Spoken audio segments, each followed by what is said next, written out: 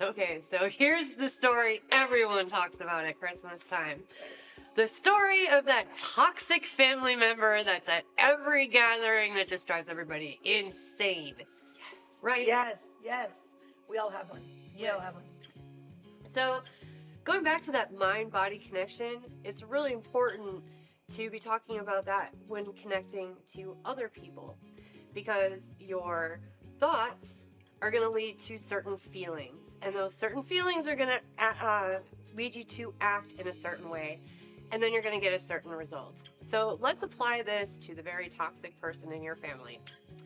You're sitting down to a nice family dinner, and all of a sudden the uncle that's had way too many eggnogs at this point just starts talking politics and swearing up a storm, coming up the kids' ears.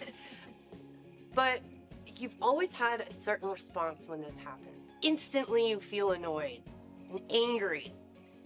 And now your body takes on that fight or flight response. Yes.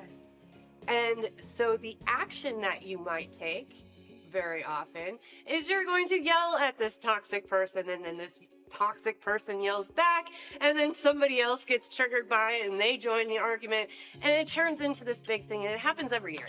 Right. Happens every year. Just expect that it's going to happen. But what if you had the power to change the outcome, to get a different result? That all comes back down to the beginning root. What are you thinking about?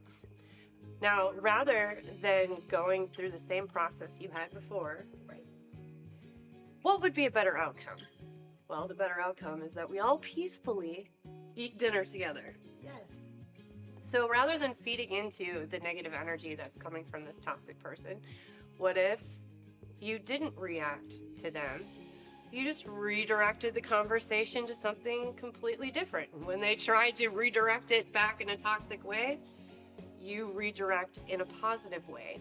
So rather than having every family member being triggered, like the movies and It's a Wonderful Life, making you cry, now everybody's being triggered with anger. We're going to trigger them with positivity, and you're going to lead the conversation in a direction that you want it to be. I like that. And ask yourself, are you really in danger here? Are you really safe? Most likely you're safe. You're not in physical danger. So you can take a moment and choose how you want to respond to this person.